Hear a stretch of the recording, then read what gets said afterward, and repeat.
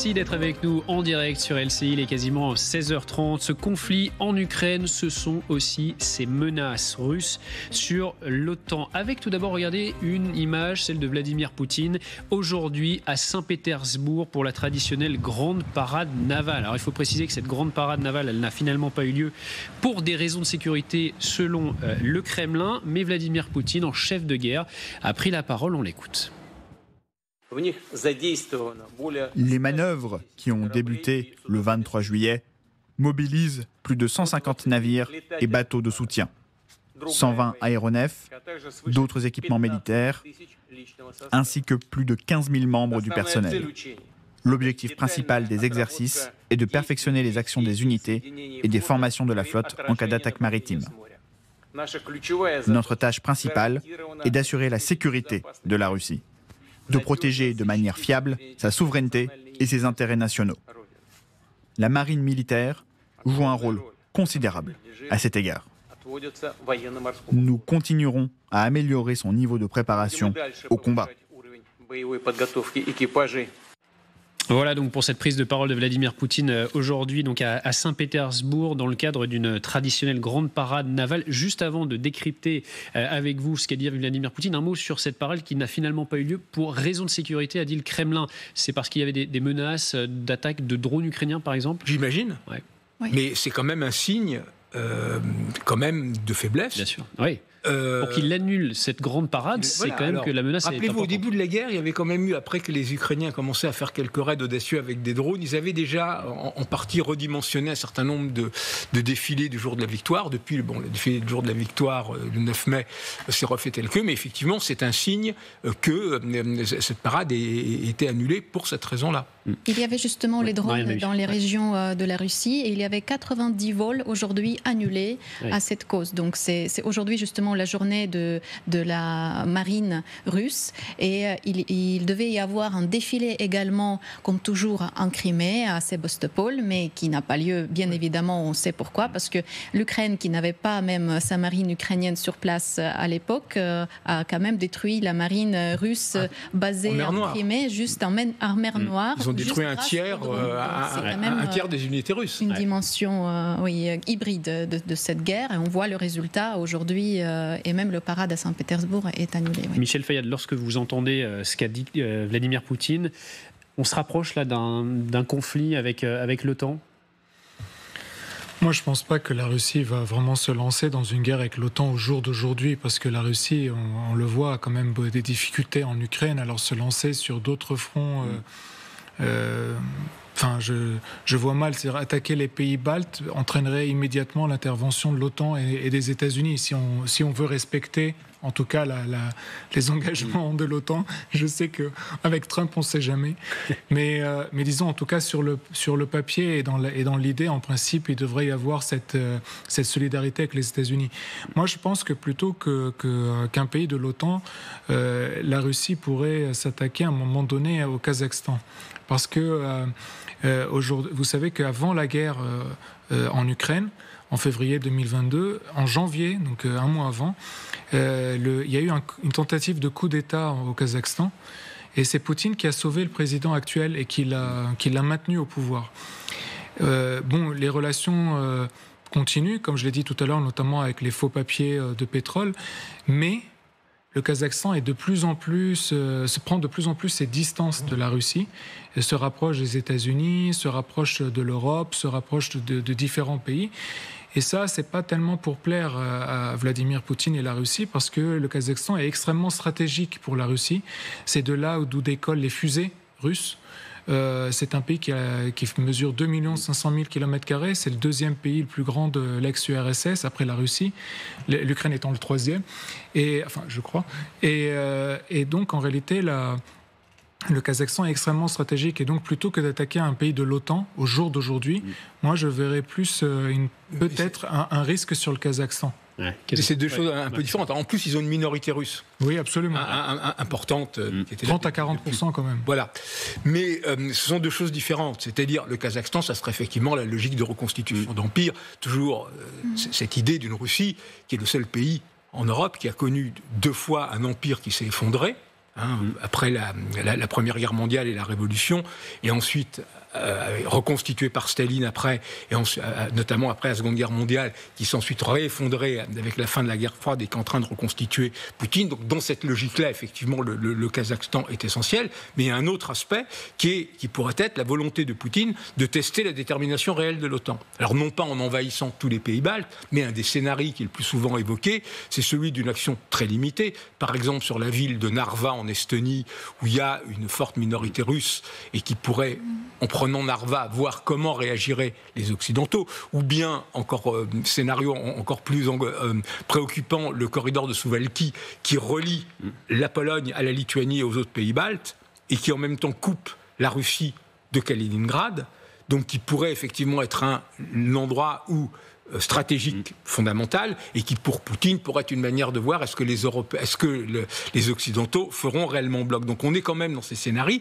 et c'est là-dessus, pour ça, que de plus en plus on évoque, qui a été évoqué notamment par l'ancien chef d'état-major des armées, Thierry Burkhardt, sur le fait que la Russie pourrait représenter une menace déjà très sérieuse d'ici 2030. Il y a un autre scénario, juste que je veux dire, c'est la Lettonie, parce que la Lettonie est habitée à 40% de russophones, 40%. Ouais, et Riga, à elle, la capitale de la Lettonie, est habitée à 50% par des russophones, et les russophones sont plus aisés que les non-russophones, c'est eux qui sont notamment dans le secteur bancaire et autres, et la plupart des ingénieurs, et on pourrait peut-être voir un scénario de ce qu'on a pu voir, vous savez, dans le Donbass, où on arme des russophones en Lettonie, histoire de provoquer quelque chose, sachant qu'il faut quand même dire que la Lettonie ne traite pas tellement bien ces russophones qui ont une carte d'identité de 2e degré. Oui, donc il y a quand même des choses, mais donc ils pourraient jouer dessus. Mais comme on va juste écouter très bien, ce sont un peu les élites donc leur intérêt est plutôt de rester dans l'Union européenne. On voit sur la carte Kaliningrad, vous en parliez Marc-Simon, on va y revenir juste dans un instant, et on voit juste à côté la Pologne, parce qu'il y a en Pologne le Premier ministre polonais Donald Tusk, lui, qui s'inquiète. Il estime que la Russie va attaquer l'OTAN, et donc la Pologne doit se tenir prête selon lui. On va l'écouter. Le général Aleksus Grynkewicz a confirmé les évaluations américaines. Il a récemment affirmé que la Russie sera prête à entamer une guerre avec l'Europe, et donc nous, en 2027. La Pologne doit être prête. La Pologne doit être préparée, et l'armée polonaise doit être équipée. La situation en Pologne doit être stable pour que l'on soit prêt à tous les scénarios possibles. L'échéance 2027, il a raison de se préparer, Donald Tusk ? Il vaut mieux se préparer. Le but n'est pas de faire la guerre à la Russie, mais de dissuader la Russie de nous faire la guerre. Donc dans cette logique-là, tout ce qu'on peut faire, tout ce qu'on peut mobiliser, tout ce qu'on peut organiser, tout ce qu'on peut montrer comme détermination est essentiel. Marianne Babis, là-dessus, sur cette date, cette année 2027, est-ce que ça vous semble, vous, une possibilité, comme l'indique Donald Tusk aujourd'hui? Comment voit la situation du côté de l'Ukraine? Je pense que quand même c'est un scénario plutôt pessimiste. 18 mois, l'Ukraine tient le coup. C'était encore peut-être assez possible en 2022, mais maintenant l'Ukraine est quand même mieux armée. Mais il ne faut pas oublier non plus que c'était en février 2022 où Vladimir Poutine disait justement, comme excuse son attaque d'attaquer l'Ukraine, c'était justement l'élargissement de l'OTAN, c'était cette guerre contre l'Occident, comme ils disent, en décomposition dans leurs médias russes. Donc il y a toujours cette menace. Il a même projeté des tirs, des missiles vers Berlin, et il y avait des annonces qu'on peut toujours répéter, qu'on peut toujours aller jusqu'à Berlin, qu'il faut vraiment faire la guerre contre les néo-nazis. Donc il y a quand même énormément de propagande russe qui est basée sur la haine envers l'Occident. Ça, c'est vraiment répandu, c'est clair. Donc il y a un risque d'affrontement, c'est sûr. Et surtout le fait qu'il y a Kaliningrad, et on voit bien que c'est pas loin de la Pologne, c'est pas loin des pays baltes. Et d'ailleurs dans les médias russes, justement concernant la question des russophones, ils utilisent les russophones aussi comme excuse d'attaquer pour les sauver, pour sauver les russophones. Mais par exemple, moi, je viens de Kherson, je suis aussi russophone, je parle ukrainien. Et comme surtout au sud de l'Ukraine, à l'est de l'Ukraine, ce sont les villes qui ont le plus subi cette attaque russe. Donc, ils utilisent juste cela comme prétexte, la population russophone. Mais l'OTAN prend ça très au sérieux, parce qu'on a vu, par exemple, le commandant en chef des forces terrestres pour l'Europe et l'Afrique, Christophe Denaou, qui, il y a une semaine, 10 jours, dit s'il y a des attaques sur les pays baltes, nous sommes capables, en un temps extrêmement rapide, par des forces terrestres, de conquérir Kaliningrad. Vous savez quoi, on va l'écouter justement. On rappelle donc Christophe Donohue, qui est commandant de l'armée américaine pour l'Europe et pour l'Afrique. On l'écoute. Prenons l'exemple de Kaliningrad. On peut discuter de tout et de rien, mais elle est entourée par l'OTAN de tous les côtés. L'armée et ses alliés ont désormais la capacité de détruire Kaliningrad depuis le sol dans un délai inédit et plus rapidement que nous n'avons jamais pu le faire. Nous avons déjà planifié cela et nous l'avons déjà développé face aux problèmes de masse et d'élan que nous pose la Russie. C'est crédible ce scénario, Kaliningrad qui pourrait être rapidement détruite par l'OTAN? Pour le moment, c'est plutôt une mise en garde, mais ça fait partie de tout ce jeu qui est en train de se faire autour des pays baltes sur menace contre menace, escalade qui est purement verbale, mais qui montre que réellement il y a un abcès de fixation et que c'est probablement un des lieux de la crise possible. L'autre, on en parle beaucoup moins, étant moins spectaculaire, c'est la Moldavie, la République de Moldavie, qui est dans une zone grise, puisque c'est une ex-république soviétique, mais elle n'adhère pas à l'OTAN. Elle a vocation un jour à adhérer à l'Union européenne, mais pour le moment, on est dans le flou. Donc elle est en partie occupée. Pardon ? Elle est en partie occupée. Elle est en partie occupée, la Transnistrie, absolument. Donc voilà, donc c'est l'autre lieu possible. Exactement, parce que ces lieux, on l'a vu, Kaliningrad, c'est donc plutôt un atout pour l'OTAN, une faiblesse pour la Russie ? Oui, mais ça peut être aussi un atout pour la Russie, parce que si elle met quelque chose de nucléaire et qui est capable de frapper, c'est aussi un endroit qui peut être un danger pour l'Europe. Avec des pays de l'OTAN autour, effectivement. Voilà, mais il y avait quelque chose d'important que je voulais ajouter sur ce que vous venez de dire, c'est sur en fait, l'importance des russophones dans tous les pays, que ce soit en Ukraine, que ce soit dans les pays baltes et tout. Et il y a quand même un aspect très très très important, c'est que l'une des raisons de la guerre de Poutine, c'est la cause démographique. Parce que la population russe est en déclin. On en a parlé hier. Exactement. Et donc, il cherche par tous les moyens à augmenter la population russe. Et quand vous savez, quand il a annoncé l'annexion des 4 oblasts ukrainiens, il a fait un discours durant lequel il a répété pendant plus de 20 fois les 4 millions de nouveaux Russes, 20 fois dans le même discours. Ça vous montre l'importance de cela. Et donc, les russophones donc, d'Ukraine, les russophones des pays baltes, les russophones du Kazakhstan dont on parlait, tout ça, c'est quand même une population qui est extrêmement importante et stratégique pour lui, pour la survie démographique de la Russie. Viktor Orban s'est aussi exprimé. Alors lui, il évoque la menace d'une 3e guerre mondiale qui continue de croître. On va regarder ce que dit précisément le Premier ministre hongrois. Le monde est confronté à des ombres menaçantes. La probabilité d'une 3e guerre mondiale ne cesse d'augmenter. Est-ce que c'est une stratégie de sa part ou est-ce que vraiment il pense qu'il peut y avoir une 3e guerre mondiale ? Je ne suis pas dans la tête de Viktor Orban, mais ce qui est certain, c'est qu'il y a 2 Europes de l'Est par rapport à la menace russe.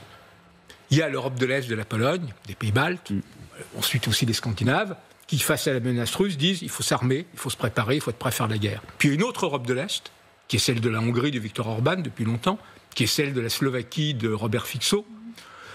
Une tentation en Roumanie, même si finalement le mouvement populiste a été battu aux dernières élections, qui dit oui, il y a une menace russe, c'est une évidence, il ne la nie pas, mais au contraire, comme il y a la menace russe, il faut à tout prix calmer les Russes, trouver des accommodements avec les Russes, éviter des provocations inutiles. C'est là-dessus que Viktor Orban a gagné toutes les élections précédentes. Ça fait déjà quasiment 20 ans qu'il est au pouvoir. C'est là-dessus que Robert Fico en Slovaquie a gagné des élections. C'est là-dessus que les populistes ont failli gagner des élections en Roumanie. C'est là-dessus que le parti Le Rêve géorgien pro-russe a gagné des élections en Géorgie. C'est la menace russe. C'est évitons surtout d'être plongés dans la guerre comme en Ukraine. Et le propre de ces partis, c'est de mettre sur leurs affiches ou dans leurs vidéos des images de la guerre en Ukraine, disant non, on ne doit pas être dans cette situation. Donc en réalité, c'est quelque chose qui est une véritable stratégie. Marianne Babiche, sur cet aspect, sur les craintes d'une troisième guerre mondiale? Est-ce que il y a bien sûr des menaces, mais justement pour les éviter, le but principal aujourd'hui, c'est d'aider l'Ukraine. Parce que justement, les préoccupations de Donald Tusk aussi ont quand même des raisons. Parce que si jamais l'Ukraine tombe, malheureusement, on n'a pas 140 millions de résidents comme en Russie. En Ukraine, on a environ 40 millions d'habitants. Et maintenant, même dans l'armée, il y a surtout des civils qui sont devenus formés comme militaires. Donc, il faut aider l'Ukraine. C'est le message principal, je pense. Malheureusement, ce n'est pas quelque chose que Viktor Orban exprime dans sa politique. On sait bien la politique de la Hongrie. Mais justement, il faut éviter cette menace. Il faut aider l'Ukraine pour avoir l'Europe toujours en sécurité.